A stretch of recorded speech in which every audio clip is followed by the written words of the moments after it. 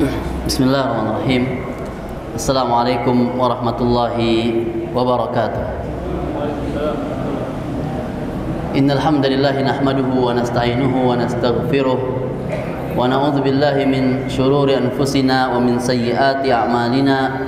May yahdihillahu fala mudilla lahu wa may yudlil fala hadiya lahu. Asyhadu an la ilaha illallah wahdahu la syarika lahu wa asyhadu anna Muhammadan abduhu wa rasuluhu man la nabiyya ba'dah. Allahumma salli wa sallim ala nabiyyina Muhammadin wa ala alihi wa ashabihi wa man tabi'ahum bi ihsanin ila yaumiddin, amma ba'd.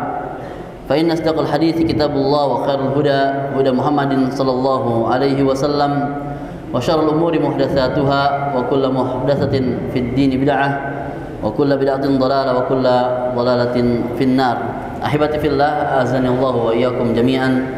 Senantiasa kita memohon kepada Allah Subhanahu wa taala agar Allah memberikan kepada kita taufik dan hidayah untuk bisa terus istiqomah mempelajari ayat-ayat Allah Subhanahu wa taala serta hadis-hadis Nabi sallallahu alaihi wasallam yang kelak semoga Allah mudahkan kita untuk mengamalkannya agar ini semua bisa menjadi hujjah kita di hadapan Allah Subhanahu wa taala. Maka kami mohon kepada Allah Subhanahu wa taala agar ilmu ini menjadi manfaat untuk kita semua. Allahumma inna nas'aluka ilman nafi'an wa na'udzubika min ilmin la yanfa'. Kembali kita mengkaji hadis Nabi sallallahu alaihi wasallam dan belum berpindah dari bab yang sama, yaitu bab fadl zuhud fid dunya wal hathi ala taqall minha wa fadl faqr. Bab tentang keutamaan zuhud terhadap dunia dan anjuran untuk mengambil sebagian sedikit darinya dan keutamaan kefakiran. Di mana hadis-hadis sebelumnya itu membicarakan tentang hakikat dunia, hakikat zuhud dan makna dari zuhud, sehingga disimpulkan oleh Syekh Utsaimin rahimahullah taala dengan mengatakan wa kadzalikal ahadits kulluha tadullu ala zuhdi fid dunya. Hadis-hadis yang sudah kita kaji semuanya itu menjadikan dalil tentang zuhud di dunia, dalil tentang makna zuhud di dunia. Wa annal insan la yanbaghi an yu'alliqa nafsahu biha, yang mana seseorang hendaknya tidak sepatutnya untuk menggantungkan hatinya atau menggantungkan jiwanya terhadap dunia. Wa an takuna dunya biyadihi la biqalbihi, yang hendaknya dunia itu hanya berada di tangannya. Hendak di tangannya, dia ingin untuk dikeluarkan silakan. Jadi tidak masuk ke dalam hatinya. Karena kalau dunia sudah masuk ke dalam hati, susah ya. Kalau sudah masuk dunia ke dalam hati, akan melemahkan keimanan kita ya.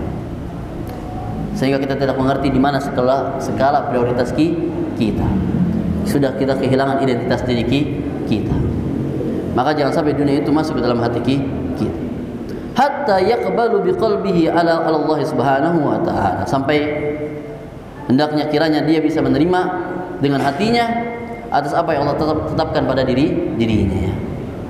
Kalau memang kiranya Allah tetapkan dirinya dengan dapat rezeki yang sedikit, maka dia bersyukur meskipun dia sedikit.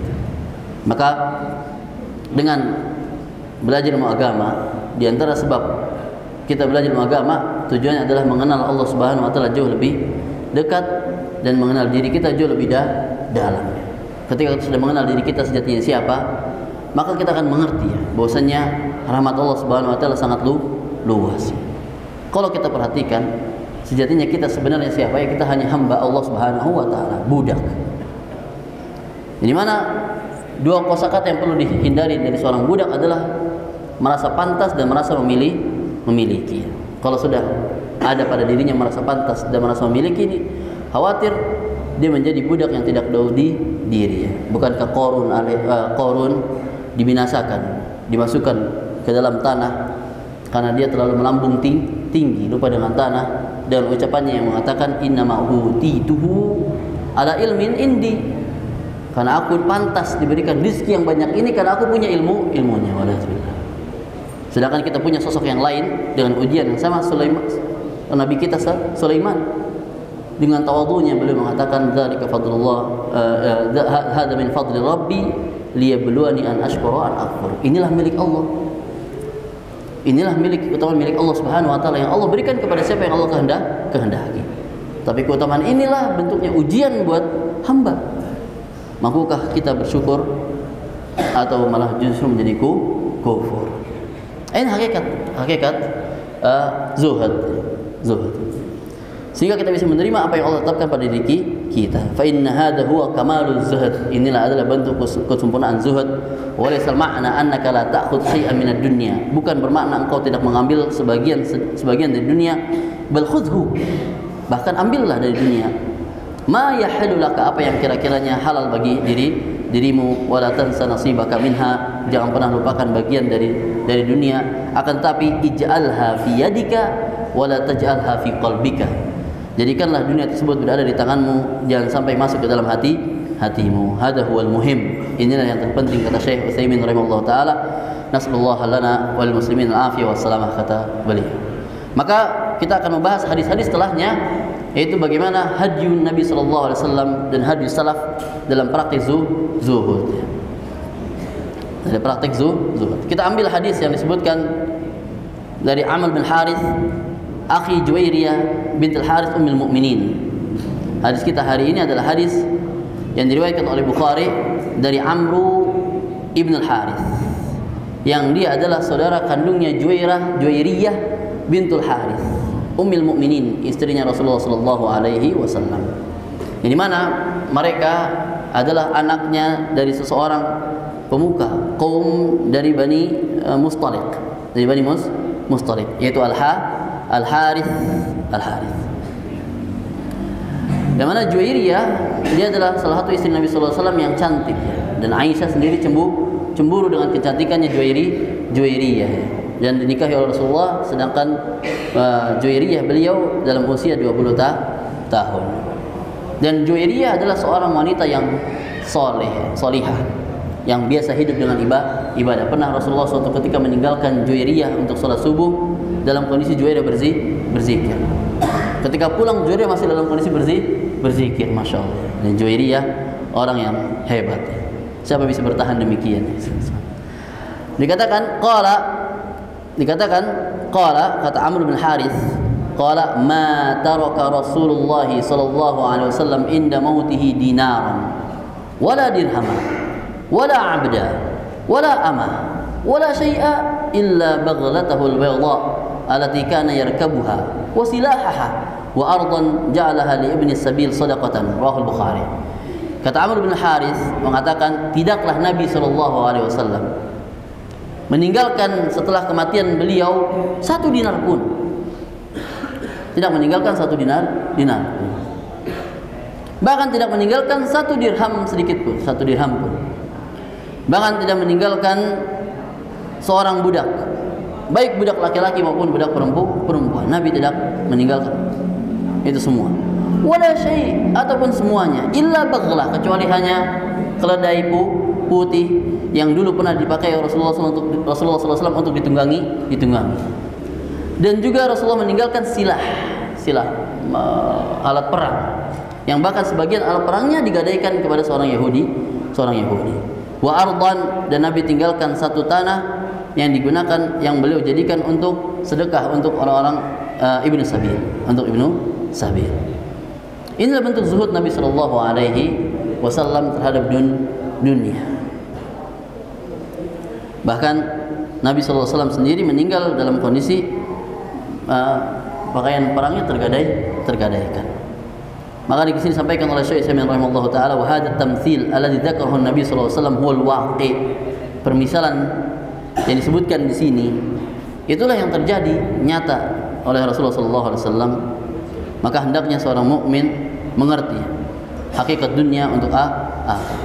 Dikatakan Nabi sallallahu alaihi wasallam mata wa lam yatruk syai'an mimma ya'kuluhu dzu kabidin mutbah illa syai'an min asy-sya'ir. Kama qalat dzalika Aisyah ummul mukminin radhiyallahu taala anha. Dikatakan bahwa Nabi sallallahu alaihi wasallam meninggal dan tidak meninggalkan sesuatu apapun yang bisa dimakan.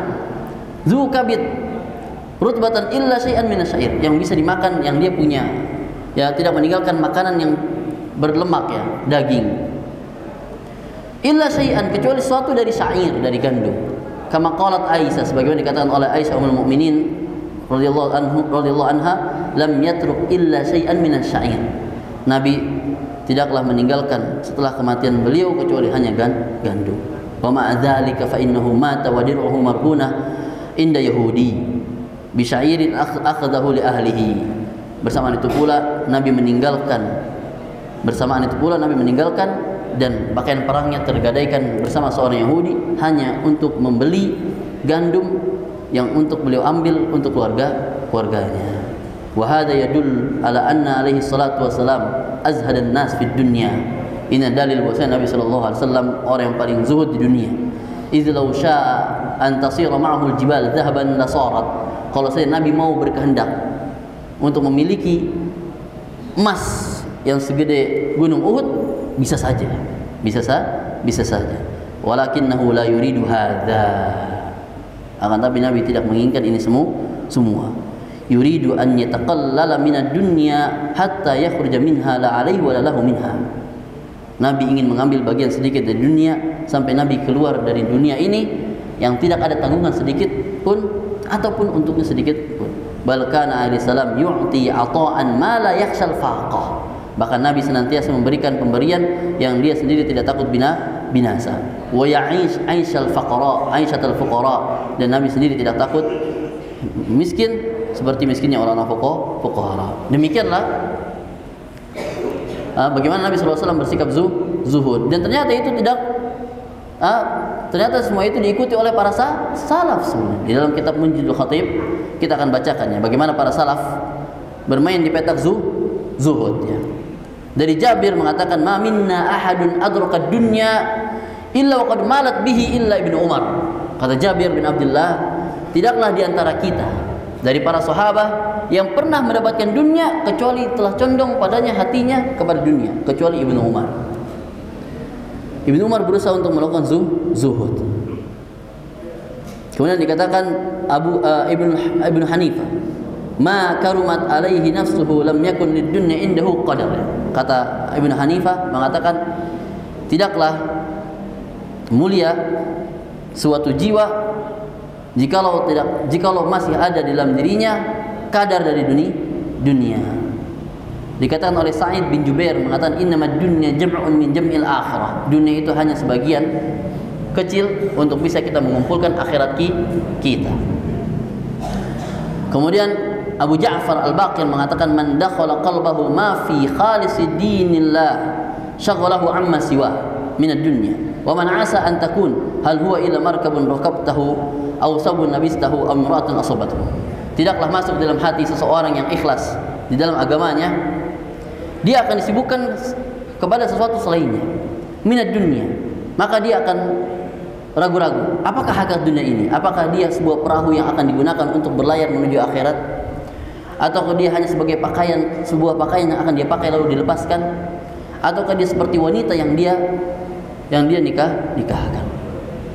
Maka cukuplah hadis Nabi sallallahu alaihi wasallam sebagai penutup untuk kita semua, bahwasanya Nabi mengatakan, "Man kana hammud dunya farraqallahu samlahu wa ja'ala al-faqra baina 'ainayhi wa man kana hammuhu al-akhirah jama'a Allahu shamlahu wa ja'ala al-ghina baina 'ainayhi wa tati dunya wa hiya raghibah."